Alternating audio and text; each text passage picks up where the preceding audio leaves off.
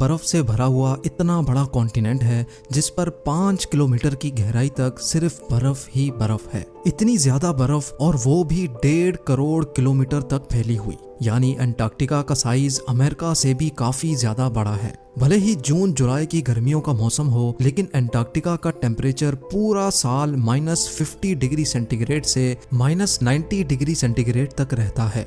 इस शदीद तरीन ठंड की वजह से ही यहाँ जिंदगी की उम्मीद बहुत ही कम है। लेकिन उसके बावजूद भी पूरे अंटार्कटिका में 400 से भी ज्यादा लेक्स डिस्कवर हो चुकी हैं, जो बर्फ की लेयर के नीचे छुपी हुई हैं। नाजरीन, अंटार्कटिका में ना ही कोई टाइम जोन फॉलो होता है और ना ही यहाँ किसी कंट्री का कब्जा है। हत्ता के पूरे अंटार्कटिका में सिर्फ 2 ATM मशीन्स लगी हुई हैं। कई लोगों का मानना है कि अंटार्कटिका की बर्फ के नीचे कई राज पोशीदा हैं। कुछ का तो ये भी मानना है कि बर्फ से ढके हुए इस मिस्टीरियस कॉन्टिनेंट के नीचे एक अलग ही दुनिया बसती है जहां एलियंस का राज है।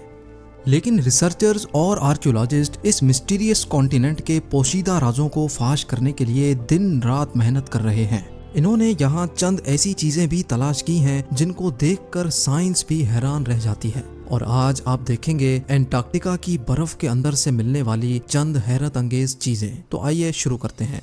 नंबर 8, 2009 में एक डिस्कवरी ने रिसर्चर्स के रोंगटे खड़े कर दिए जब अंटार्कटिका की बर्फ के अंदर से एक बिल्ली का ढांचा मिला। लेकिन इसमें हैरान करने वाली बात ये नहीं थी कि ये ढांचा बिल्ली का है, बल्कि हैरान करने वाली बात ये थी कि ये जिस बिल्ली का ढांचा था वो आम बिल्ली नहीं बल्कि अंडे देने वाली बिल्ली थी। जब रिसर्च लैब्स में इस अजीब बिल्ली के ढांचे पर मजीद तहकीक की गई तो मालूम पड़ा कि ये जानवर कम से कम भी 2 करोड़ 50 लाख साल पहले धरती पर पाया जाता था।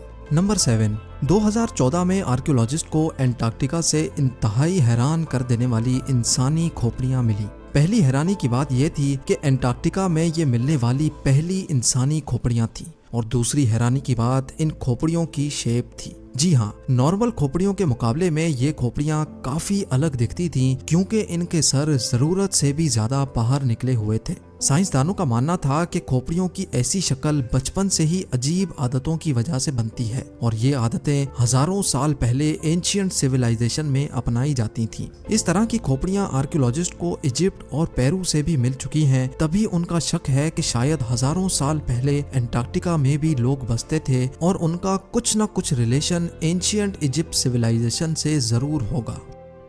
नंबर 6, पिछले 50 सालों के दौरान अंटार्कटिका से 10,000 से भी ज्यादा मीटियोराइट्स मिल चुके हैं। मीटियोराइट्स ठोस पत्थर के ऐसे टुकड़े होते हैं जिनका ताल्लुक हमारी धरती से नहीं होता, बल्कि वो किसी और धरती से टूट कर आए होते हैं। साइंसदानों का मानना है कि मिलने वाले मीटियोराइट्स में से कई 7 लाख साल से भी ज्यादा पुराने हैं। वैसे तो ये पता लगाना बहुत ही मुश्किल है कि इन मीटियोराइट्स का ताल्लुक किन सितारों या प्लेनेट से है, लेकिन 2002 में अंटार्कटिका पर गिरने वाला एक छोटा मीटियोराइट 2015 में डिस्कवर किया गया था, और साइंस का मानना है कि ये कहीं और से नहीं बल्कि मार्स से टूटकर आया है, क्योंकि इस मीटियोराइट के अंदर ऐसे बैक्टीरिया थे जो मार्स पर पाए जाते हैं।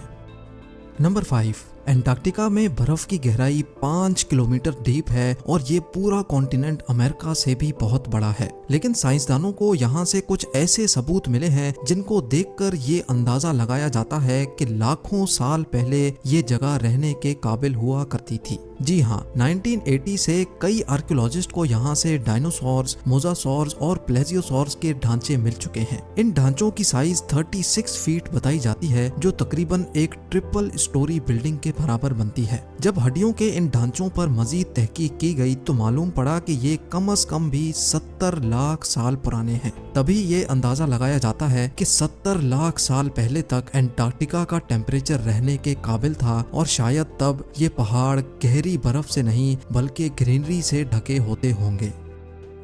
नंबर 4, वाटरफॉल्स तो हम सबने कई बार देखे हैं, लेकिन अंटार्कटिका में टेलर ग्लेशियर के मकाम पर एक पॉइंट ऐसा भी है जहां वाटरफॉल नहीं बल्कि ब्लड फॉल होता है। 1911 में टेलर नामी एक साइंटिस्ट ने पहली बार इस ब्लड फॉल को डिस्कवर किया था। कई सदियों तक यही माना जाता था कि वाकई इस ग्लेशियर के अंदर से खून बहता है, लेकिन मॉडर्न साइंस ने जब इस पर मजीद रिसर्च की तब उनको जो मालूम पड़ा वो इससे भी ज्यादा हैरत अंगेज था।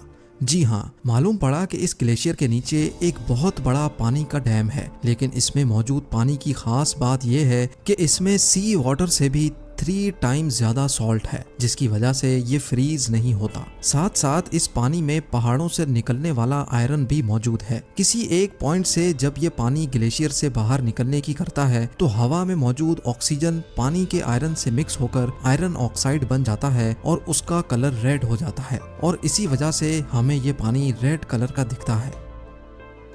नंबर 3, ब्लड फॉल ग्लेशियर के नीचे मौजूद पानी में साइंसदानों को एक और हैरान करने वाली चीज भी मिली। पानी में टोटल 17 टाइप्स के बैक्टीरिया भी पाए गए, जिनको जिंदा रहने के लिए ऑक्सीजन और सनलाइट की भी जरूरत नहीं होती। एक्सपर्ट्स का मानना है कि ये बैक्टीरिया की ऐसी किस्म है जो ऐसे प्लैनेट्स पर पाई जाती है जहाँ पर ऑक्सीजन और सनलाइट का नामो निशान तक नहीं होता। लेकिन ये बैक्टीरिया हमारी धरती पर कैसे आए, ये राज अभी भी पोशीदा है। नंबर 2, हालांकि पूरा एंटार्क्टिका बर्फ से भरा हुआ कॉन्टिनेंट है, ये देखकर सबको यही लगेगा कि यहाँ पानी की कमी होना मुमकिन नहीं है। लेकिन आपको ये जानकर हैरत होगी कि हमारी धरती पर अगर कोई सबसे ज्यादा खुश्क यानी ड्राई जगह है तो वो भी एंटार्क्टिका में ही मौजूद है।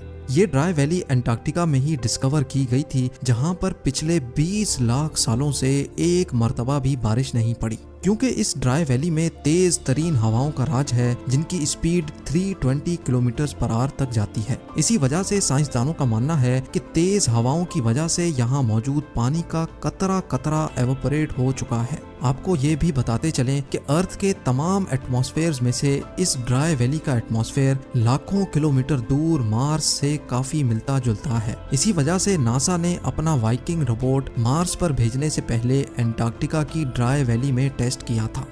और अब नंबर 1, आर्कियोलॉजिस्ट की एक टीम को एंटार्क्टिका की बर्फ के अंदर 1100 फीट की गहराई से एक इंतहाई खौफनाक मखलूक का ढांचा मिला। ये पता लगाने के लिए कि ये ढांचा कौन से जानवर का है, कई एक्सपेरिमेंट्स किए गए, लेकिन हैरत अंगेज तौर पे इसका स्ट्रक्चर किसी भी जानवर से मैच ना हो सका। इस खौफनाक ढांचे की लंबाई 8 फीट बताई जाती है, जिसकी हड्डियां बॉडी से निकली हुई हैं।